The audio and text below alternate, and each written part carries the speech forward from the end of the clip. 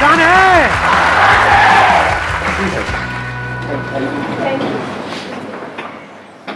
What do you guys want कि इस age group के लिए क्या टॉपिक होना चाहिए? Sir, I used to think what I have done and what I have to do, but I'm not doing anything. So I want to know the answer. मतलब हम सोचते रहते हैं, करते कुछ नहीं है। तो करें कैसे? करना किसको है?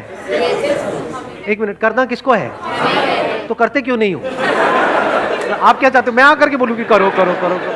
अरे भाई, मैं कौन होता हूँ बोलने वाला? कंसंट्रेशन नहीं बन पाता किसी भी चीज में, करना भी चाहते हैं, हो भी पाता है, फिर भी क्या होता है सर, हम कर नहीं पा रहे हैं उस चीज को। आप कह रहे हो कंसंट्रेशन नहीं बन पाता है, क्यों नहीं बन पाता है? हमारा फोकस एक काम पे क्यों नहीं रह पाता? Yes sir. हाँ, नहीं क्यों नहीं रह पाता, मैं पूछ रहा हूँ। नॉट यस सर, क्यों नहीं रह पाता है?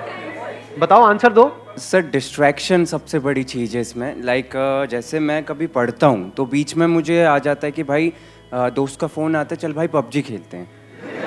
तो सर उस टाइम पे डिस्ट्रैक्शन यहाँ जाता है कि पबजी में आगे करना है। हाँ।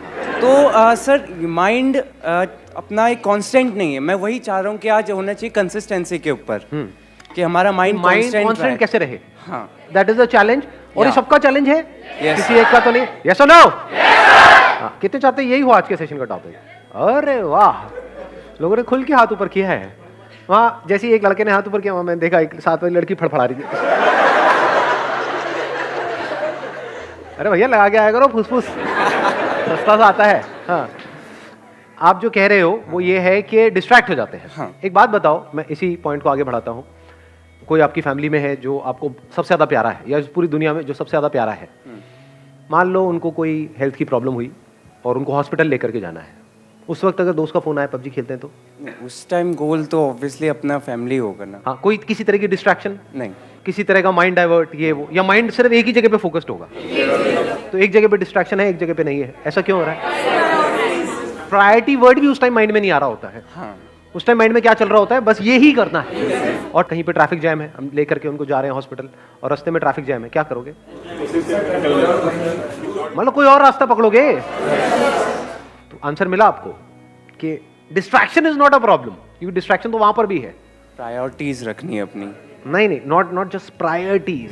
ध्यान से समझो, वो जो गोल है, गोल आपका क्या है कि जल्दी से जल्दी वहां पर पहुंचना है, वो आपके लिए एक्चुअल में इंपॉर्टेंट है या नहीं है? एक है एक्चुअल में इंपॉर्टेंट होना, एक है ठीक है सुन लिया किसी की बात, मेरी बात ही सुन ली मेरे किसी सेशन में, कुछ बड़ा करना है तेरे को। हाँ यार, बंदा बात तो सही कर रहा है, बड़ा तो करना चाहिए, सब करते हैं, मुझे भी करना है बड़ा। तो क्या वो आपका अपना डिजायर है या किसी और को देख करके एक विश है जो अंदर पैदा हो रही है? क्योंकि पैसा किसको नहीं चाहिए, सक्सेस किसको बुरी लगती है? तो do you really want success as bad as you want air to breathe? अपने आप से सच बोलो, क्योंकि अगर if you really want it तो फिर डिस्ट्रैक्शंस खत्म हो जाती है वहां पर। और आपको एक मजेदार बात बताता हूं आपके ही माइंड की, बताना मैं सही कह रहा हूं गलत कह रहा हूं। 90% केसेस में कोई आपको डिस्ट्रैक्ट करता नहीं है, आप खुद अपने आप को कर रहे होते हैं। ये पता है कल एग्जाम है और आप क्या कह रहे हो अपने आप को? अरे अभी तो पूरा दिन पड़ा है। ऐसा आता है अंदर से, नहीं आता है? अभी तो पूरा दिन पड़ा है, कर लूंगा ना, अभी 1-2 घंटे में टाइम पास करने में क्या? तो कौन आपको डिस्ट्रैक्ट कर रहा है? कोई और कर रहा है या आप खुद ही अपने आप को कर रहे हो? तो डिस्ट्रैक्शंस बाहर नहीं है, आपके खुद के अंदर है, क्योंकि प्रायोरिटी सेट नहीं है, क्योंकि पढ़ाई का आपका अपना डिजायर नहीं है। तो वो डिजायर हमारे खुद के अंदर से होना चाहिए। अब ये कौन बता सकता है आपको कि वो आपका अपना डिजायर है या आप दुनिया को दिखा रहे हो? फॉर एग्जाम्पल, यहां पर मैं आपसे पूछता हूं आपका डिजायर क्या है?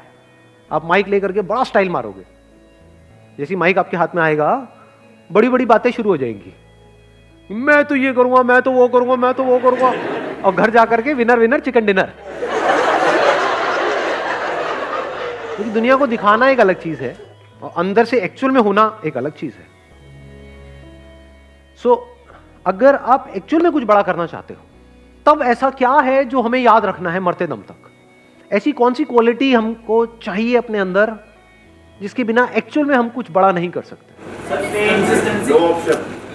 कंसिस्टेंसी। कंसिस्टेंसी कैसे आती है? एक होता है बंदा कंसिस्टेंट है और इनकंसिस्टेंट है। What is consistency? Does consistency mean कि जो भी आप कर रहे हो उसमें बिल्कुल ऐसे ही करते चले जाओगे? क्या ऐसा पॉसिबल है? या कोई भी ऐसा बंदा होता है लाइफ में जो ऊपर ही ऊपर उठता रहता है। कंसिस्टेंसी मीन्स कि बीच बीच में आपको सक्सेस भी मिलेगी, फेलियर भी मिलेगा। I am not talking about the bigger success and bigger failure, but इस बड़े को अचीव करने के लिए, जो भी आप बड़ा करना चाहते हो उसको करने के लिए जो छोटी छोटी चीजें करनी पड़ेगी 1000, उसमें कभी एकदम से सक्सेस मिल जाएगी, छोटी सी सक्सेस, कभी छोटा सा फेलियर। उसके बावजूद भी अगर आप आगे बढ़ सकते हो, उसको कंसिस्टेंसी कहते हैं। समझ गया ना? इस कंसिस्टेंसी की भी डेफिनेशन को हमने ठीक किया। थोड़ी सी सक्सेस मिले और हम हवा में आ जाए तो गया उसका फोकस। छोटा मोटा फेलियर आए लेकिन अब माइंड में उसने ऐसा बना लिया कि ये तो बहुत बड़ा फेलियर है, अब तो कुछ हो ही नहीं सकता, गया। इनकंसिस्टेंट है वो बंदा। कंसिस्टेंसी का मतलब ये नहीं है कि वो कभी फेल ही ना हो या कभी कुछ गलत ही ना करे या कोई गलतियां ही ना करे। हम गलत समझते हैं कंसिस्टेंसी का मतलब। जो भी आप अचीव करना चाहते हो उसके लिए आपकी लाइफ में कुछ अच्छे दिन भी आएंगे, बहुत, जब कुछ बहुत अच्छे से हो रहा होगा, सब कुछ अच्छे से काम हो रहा होगा उस गोल को अचीव करने के लिए। कुछ खराब दिन भी आएंगे जब कुछ भी नहीं हो रहा होगा, सब कुछ ही गलत हो रहा होगा। मान लो उस गोल को अचीव करने के लिए 4 साल चाहिए, तो बीच में कुछ ऐसा टाइम आ सकता है, हफ्ता, 10 दिन, 15 दिन, महीना, जब सब कुछ बहुत गलत हो रहा होगा, जब ऐसा लग रहा होगा अब तो वो इम्पॉसिबल है। बड़ा अचीव करना तो दूर की बात है, बड़ा सोचने तक से डर लग रहा होगा। उसके बाद आप क्या करोगे? क्या आप टिके रहोगे अपने गोल पे या छोड़ दोगे? अगर टिके रहोगे तो वो कंसिस्टेंसी है, छोड़ दोगे तो इनकंसिस्टेंसी है। क्यों हम छोड़ देते हैं अपने गोल को? ऐसी क्या कमी है हमारे अंदर जो आप कह सकते हो आज के टाइम में हमारी नस नस में दौड़ रही है? ये आज से 20 साल पहले या 30 साल पहले इतनी प्रॉब्लम नहीं थी, बट आज बहुत बड़ी प्रॉब्लम है ये आप लोगों की एज ग्रुप में। पेशेंस। पेशेंस है आप लोगों में? अपने आप से सच बोलो। या इम्पेशेंट हो? सब कुछ जल्दी चाहिए। ये है वो सबसे बड़ी क्वालिटी अगर लाइफ में एक्चुअल में कुछ बड़ा करना चाहते हो तो। पेशेंस। थोड़ा सा भी कोई चीज लेट हो जाए इम्पेशेंट हो जाते हैं। अपने बिहेवियर को ध्यान से ऑब्जर्व करो। मैं सही कह रहा हूं, गलत कह रहा हूं? क्या हम बहुत ही इम्पेशेंट नहीं है? और अगर आपको कुछ भी बड़ा अचीव करना है, छोटा मोटा करना है, तो उसकी मैं बात ही नहीं कर रहा, वो तो वैसे भी हो ही जाएगा। कुछ नहीं भी करोगे तब भी कुछ ना कुछ तो सेटिंग कहीं ना कहीं किसी ना किसी की हो ही जाती है। बट आई एम सेइंग अपने बेस पे कुछ बड़ा करना है तो उसके लिए कितना पेशेंस चाहिए? अगर पेशेंस आपके अंदर है तो आप फोकस रह सकते हो। अपनी इल्यूजन मत बनाओ माइंड में। बहुत लोग क्या इल्यूजन बनाते हैं, अगर मैं हमेशा मोटिवेटेड रहूंगा अपने गोल की तरफ तो मैं सक्सेसफुल हो जाऊंगा। ऐसा हो ही नहीं सकता। मैंने अपने पता नहीं कितने अलग अलग सेशंस में ये इस क्वेश्चन का आंसर दिया है। हर सेशन में मेरे से कोई ना कोई आकर के जरूर पूछता है कि सर हमेशा मोटिवेटेड कैसे रहें? अरे भाई मैं ही नहीं रहता, मैं तेरे को क्या जवाब दूं? आप बीमार हो मान लो, मतलब यू आर इल और कुछ हिलने का भी मन नहीं कर रहा है बेड से, पड़े हुए हो, अब वहां पे क्या मोटिवेटेड हो जाओगे? पड़े हो तो पड़े हो ना 2-3 दिन के लिए। वहां पर क्या चाहिए? मोटिवेशन चाहिए? क्या चाहिए वहां पर? पेशेंस चाहिए। टेम्पररी है, कोई बात। मान लो आपको कोई एक्सीडेंट हो गया, हॉस्पिटल में पड़े हो 1 महीने के लिए, तो वहां पे क्या चाहिए? मोटिवेशन चाहिए? पेशेंस चाहिए। हो जाएगा, ठीक हो जाएगा। तो मैंने बोल तो दिया है पेशेंस, बट पेशेंस आएगा कैसे? हमारी हैबिट तो कुछ और ही है। क्या इतना पेशेंस है कि कई सालों तक और कई बार पूरी जिंदगी कुछ बड़ा करने के लिए आप उस गोल पे फोकस्ड रहो? कितना पेशेंस चाहिए इसके लिए? पेशेंस से क्या मिलता है? आपका माइंड बीच में आ जाता है। अब ना आप डिप्रेस्ड हो, डिप्रेशन का मतलब पेशेंस नहीं है। लेजीनेस का मतलब आप लेजी नहीं हो, you are patiently waiting for things to happen, you are patiently waiting for the right opportunity, you are patiently waiting for the right time. तो आपका माइंड इस जगह पर है, ना यहां है ना यहां है। यह बड़ी कमाल की स्टेट है, क्योंकि जब आप इस जगह पर होते हो, ये पेशेंस वाली स्टेट में होते हो, आप किसी भी प्रॉब्लम का सॉल्यूशन निकाल सकते हो। With patience you can find answers to such problems जो देखने में लग रही होती है कि ये तो इम्पॉसिबल है यहां से बाहर निकलना। तो with patience you can overcome anger. कभी करके देखना, प्रैक्टिकली बताता हूं। मैं ये सब करता हूं इसलिए आप लोगों को बता रहा हूं। कभी बहुत गुस्सा आ जाता है लाइफ में, किसी बंदे के ऊपर, बंदी के ऊपर आता है, नहीं आता है? हद से ज्यादा गुस्सा। वो घर वालों पे भी आ सकता है, पड़ोसी पे भी आ सकता है, अपने गर्लफ्रेंड बॉयफ्रेंड पे आ सकता है। कहीं बहुत ज्यादा गुस्सा जब आ जाए तो क्या करें? अब जितना आप उसके पर्सन के बारे में सोचते रहोगे तो जो हुआ वो याद आता रहेगा, जितना उसको रिपीट करते रहोगे गुस्सा बढ़ता जाएगा। हार्ट बीट तेज होती चली जाएगी, कुछ करने का मन करेगा। ऐसा होता है नहीं होता है? वो गुस्सा बाहर निकलने के लिए तड़पेगा। उस वक्त क्या करो? गुरु मंत्र देता हूं आप लोगों को। रात को सोने से पहले मन में सिर्फ ये बोलना शुरू कर दो, पेशेंस पेशेंस पेशेंस पेशेंस, जब तक नींद ना आ जाए। सुबह उठोगे सब सही होगा।